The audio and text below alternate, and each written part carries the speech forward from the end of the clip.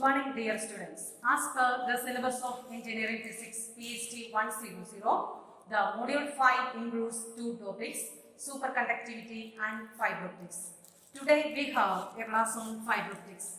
In this module, we are going to deal with structure of optical fiber, basic principle, numerical aperture, and types of fibers.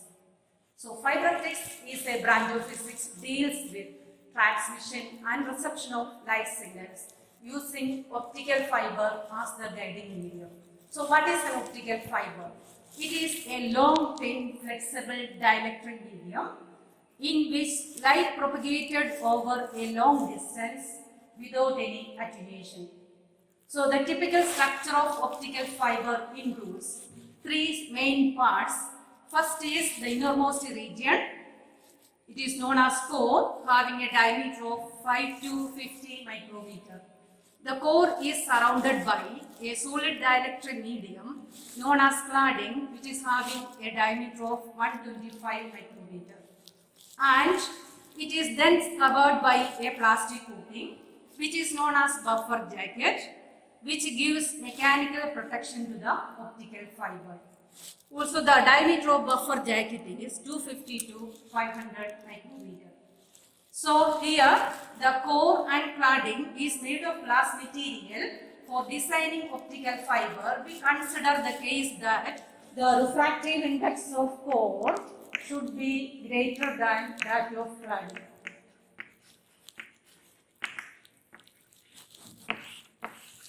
This is the condition we should be satisfied in optical fiber for the fabrication. So, next we discuss in optical fiber, light is transmitted by total internal reflection. So, next we discuss what is meant by total internal reflection. So, in order to explain total internal reflection, we first consider the propagation of light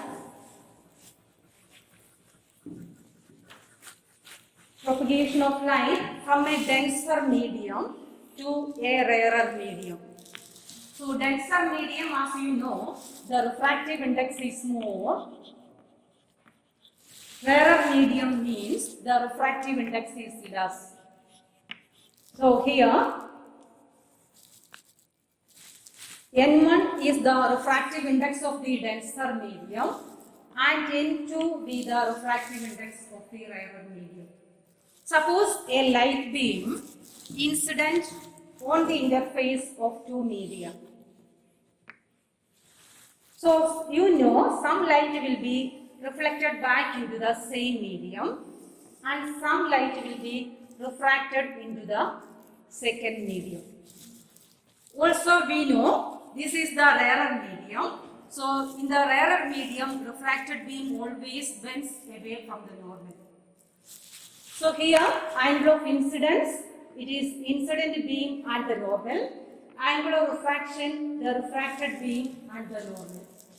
Also, we use Snell's law. According to Snell's law, we can write sin I by sin R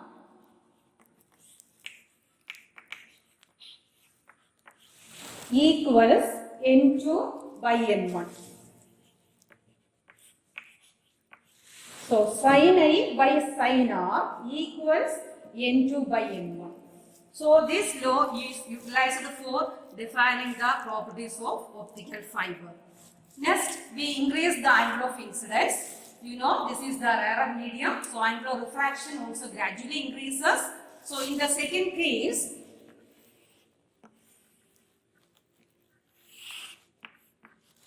the refracted beam is passing through the interface of two media.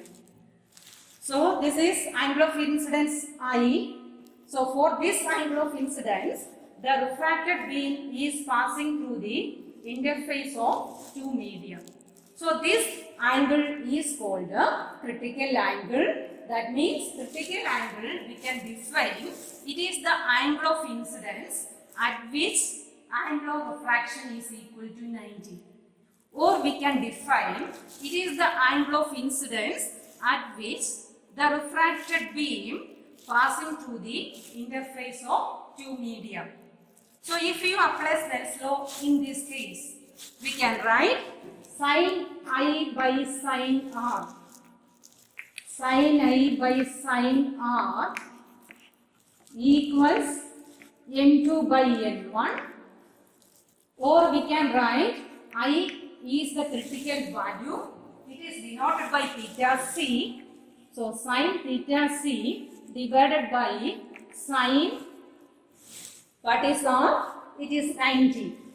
Clear? Angular refraction is 90. So we can write sin 90, which is equal to n2 by n1. So apply Snell's law. In this case, we got sin theta c by sin 90 equals n2 by n1. You know that sin 90 equals 1. So we can write sin theta c equals n2 by n1. Sin theta c equals n2 by n1. From this formula, we can define critical angle theta c equals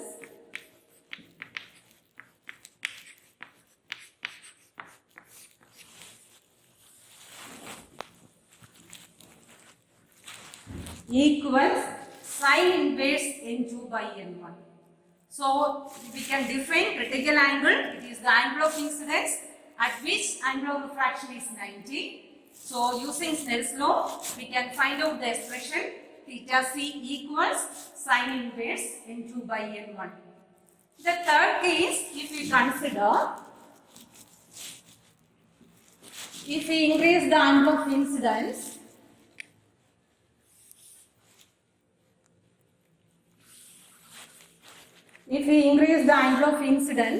more than critical angle, that means if we increase the angle of incidence more than critical angle, the whole light will be reflected back into the same medium.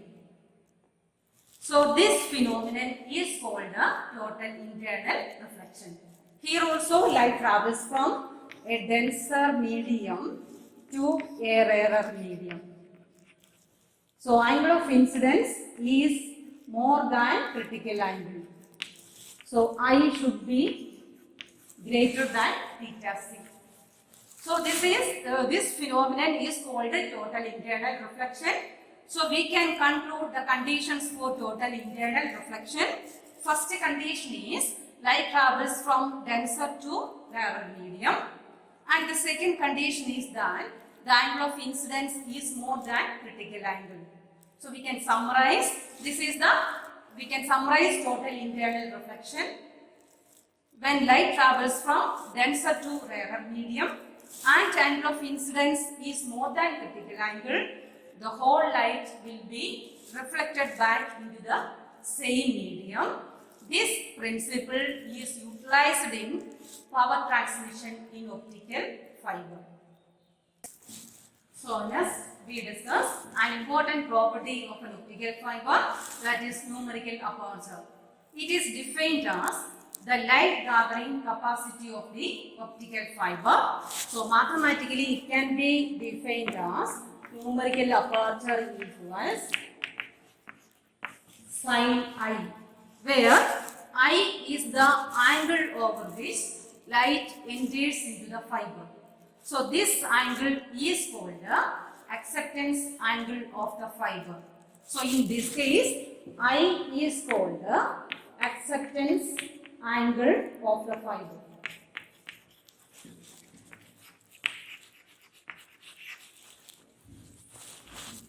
So we can, numerical aperture is a measure of the ability of an optical fiber to collect light into the fiber from an optical source, and the ability to preserve the light inside the core by means of total internal reflection. So simply we can define it is the light gathering capacity of the fiber. Clear? So it is a measure of how much amount of light is collected into the fiber from an optical source. So next we derive an expression for numerical aperture. For that we consider a cylindrical fiber consists of core of refractive index N1 and cladding of refractive index N2. The fiber is placed in a medium having refractive index N0. So we first consider a light beam collected into the fiber at an angle I. At this point B, there is a medium change. So the beam is refracted along BC, and at the point C, this will satisfy total internal reflection condition. As a result, it will propagate by means of total internal reflection. So here we apply Snell's law at the point B, we get sin I by sin R. Sin I by sin R equals, here refractive index is N1, so it is defined as N1 by N0. So at the point you apply Snell's law, sin I by sin R equals N1 by N0. So this is equation number 1. Then we can write sin I equals N1 by N0 into sin R. That is equation 2. Next, you consider the triangle BCN. This is the normal, you know, CN is the normal. So this angle is 90. This angle is theta. So if we consider the triangle BCN, we can write R equals 90 minus theta. But this point is very important. At this point, the light will undergo total internal reflection. So we consider the limiting case theta equals theta C. So this can be written as R equals 90 minus theta C. That is equation number 3.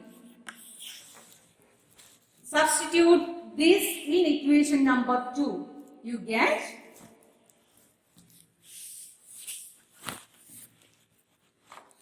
it is N1 by N0 into sin 90 minus theta C. So you know sin 90 minus theta cos theta. So simplifying, it is N1 by N0 cos theta C. Also we know cos theta equals root of 1 minus sin square theta C. So you substitute that formula in this equation. We get sin I equals N1 by N0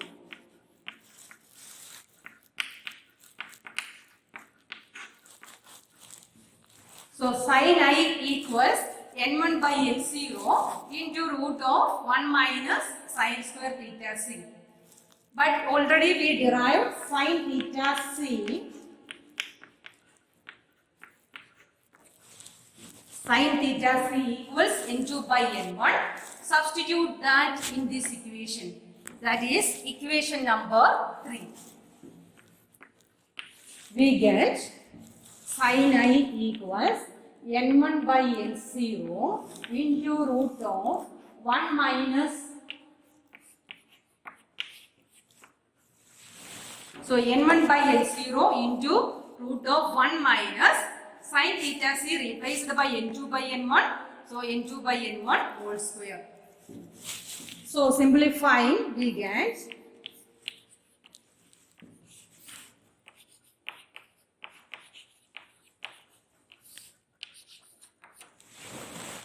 N1 by N0 into root of N1 square minus N2 square by N1.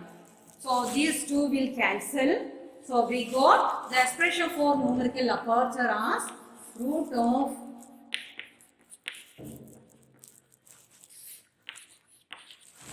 root of n1 square minus n2 square by n0, where n0 is the medium in which the optical fiber is placed.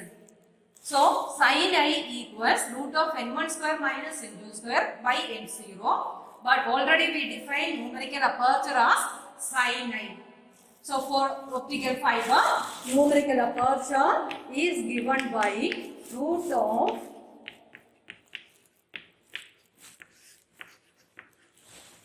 numerical aperture is given by root of n1 square minus n2 square by n0. Suppose the medium is air, that means fiber placed in air. So in that case, we know n0 equals 1. Therefore, the expression numerical aperture equals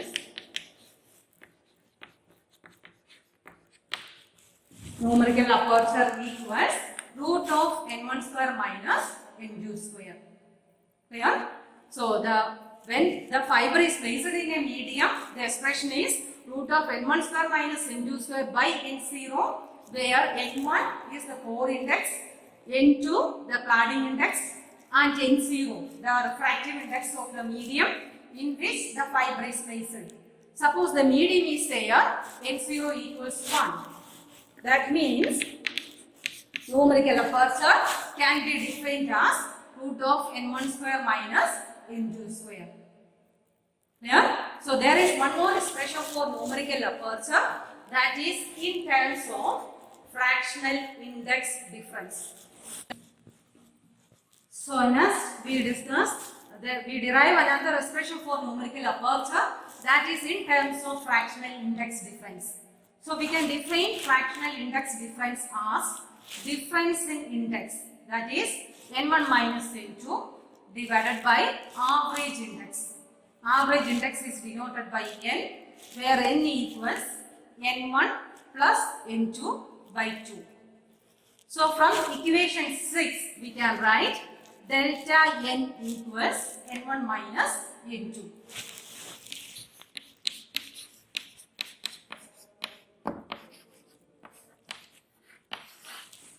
Also from 7 we can write n1 plus n2 equals 2 into n. So n1 plus n2 equals 2 into n. That is equation 9. So we know the formula, numerical aperture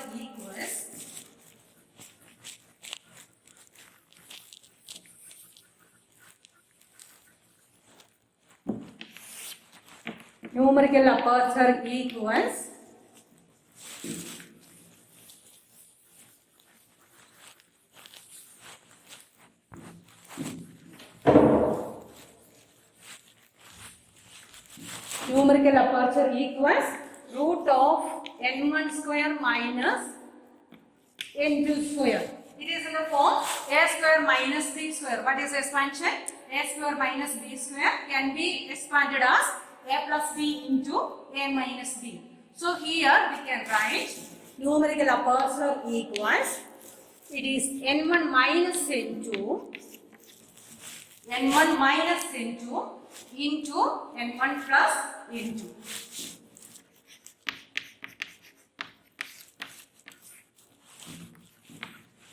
So from equation 8, n1 minus n2 is delta into n.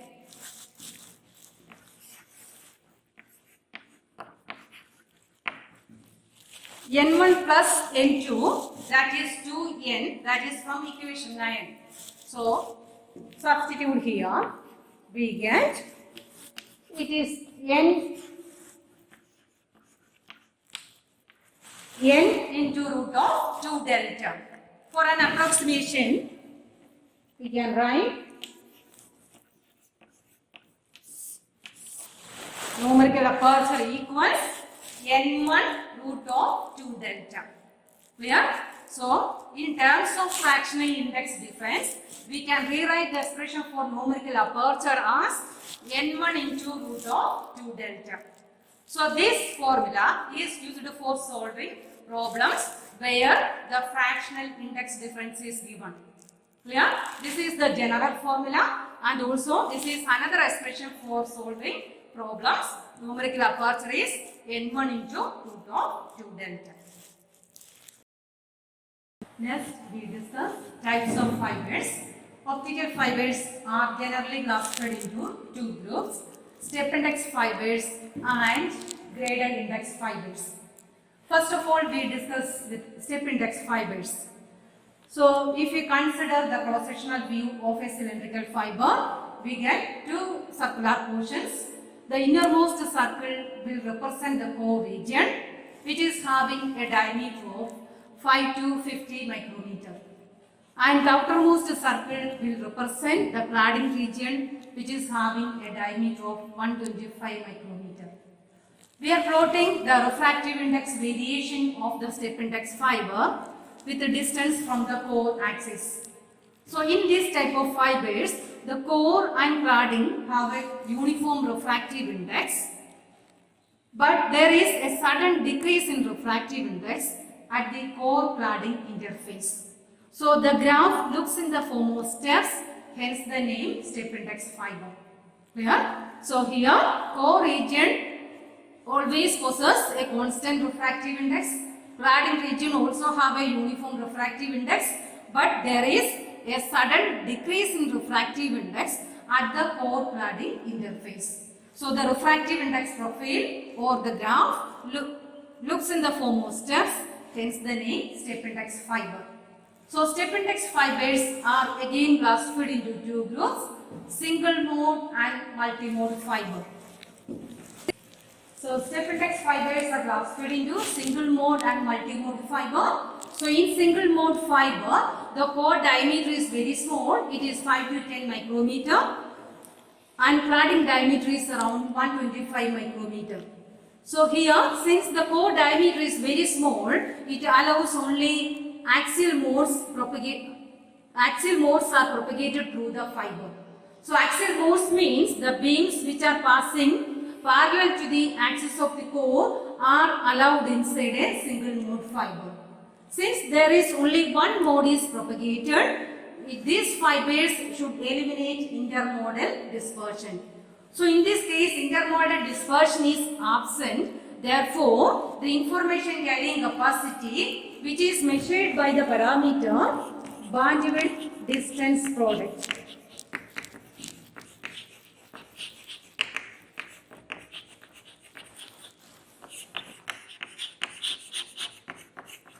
Bandwidth distance product, which is greater than 3 gigahertz kilometer.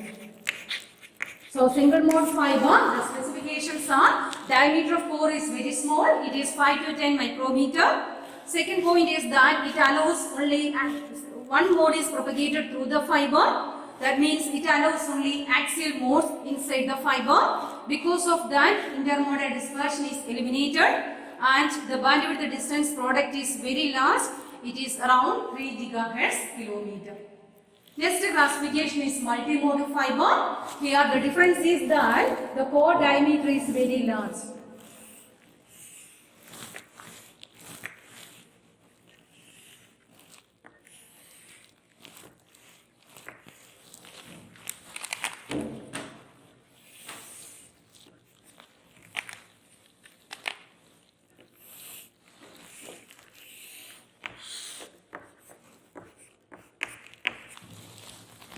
So in multi-mode fiber, core diameter is very large. It is around 50 to 60 micrometer.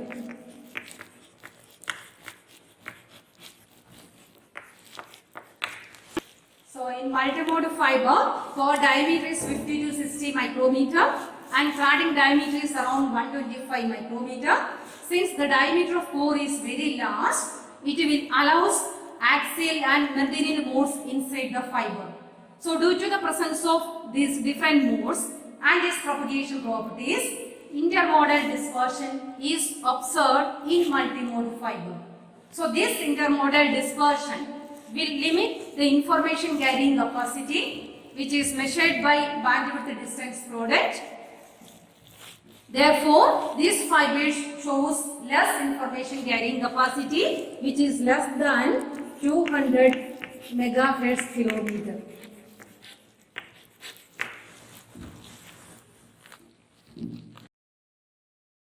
So next we discuss graded index fiber. So in the case of graded index fiber, the core doesn't possess a uniform refractive index. That means it has a maximum value at the axis of the core, then decreases towards the core cladding interface. Whereas the cladding region should possess a uniform refractive index. So the graph it looks in the form of parabola, hence the name graded index fiber. So in graded index fiber, the core possesses a non-uniform refractive index. Therefore, the light will undergo continuous refraction and follows a curved path inside the fiber. So this graded index fiber should eliminate intermodal dispersion. Therefore, it possesses large information carrying capacity. It is in between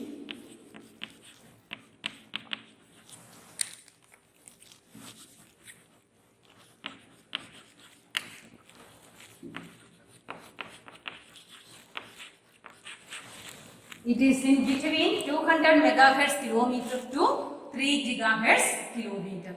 So that is all about the different types of fibers. So let us start some problems. So first one is calculate the numerical aperture, acceptance angle and critical angle for a step index fiber with N1 1.470 and N2 1.456. As we have studied, N1 represents the refractive index of core and N2 the refractive index of cladding. Also we know numerical aperture equals root of N1 square minus N2 square. Substitute the value here and on calculating we get numerical aperture as 0.2094. Next we calculate acceptance angle. For that we can use the formula numerical aperture equals sin I, where I is the acceptance angle of the fiber. So from this expression I equals sin inverse numerical aperture. So that means sin inverse numerical aperture we calculated as 0.2094. So calculating we get the answer as it is equal to 12.09 degrees. So in this way we can calculate the acceptance angle of the fiber. Acceptance angle is given by it is sin inverse numerical aperture. Next property is critical angle. Critical angle, we know the formula. Critical angle theta c equals sin inverse N2 by N1. So it is equal to sin inverse N2 means the refractive index of cladding. So it is 1.456 divided by 1.470. On calculating, we get the answer as 81.8 degrees. So this is one type of problem. The next problem, an optical fiber has a core index N1 1.425 and it has a fractional index difference. That means it is denoted by delta 0.0005. Then calculate using this data, calculate the refractive index of cladding, then numerical aperture and acceptance angle.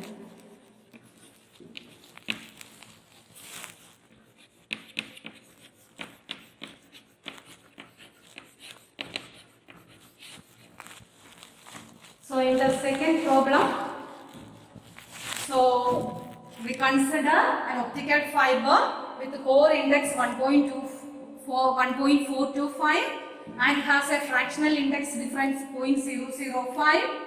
calculate the refractive index of cladding, numerical aperture and acceptance angle. So, first of all, we know numerical aperture is n1 into root of 2 delta. This formula is used only if delta is given. So, substitute the value, we get 1.425 root of 2 into 0.005. Simplifying, we get 0.0406. Next, acceptance angle. Again, it is defined as acceptance angle is sine inverse numerical aperture. That means it is sine inverse numerical aperture. We already got. It is 0.0406. So substitute here 0.0406. On calculating, we get the acceptance angle as 2.5 degree. Next thing is refractive index of cladding. For that, we know the formula. Numerical aperture equals root of n1 square minus n2 square. So from this formula, we write n2 equals root of n1 square minus na square. Substitute the value. n1 we already know it is 1.425 square minus numerical aperture 0.0406. Simplifying, we get refractive index of cladding as 1.4243. Yeah? In this way, we can calculate refractive index of cladding, numerical aperture and acceptance angle. That's it.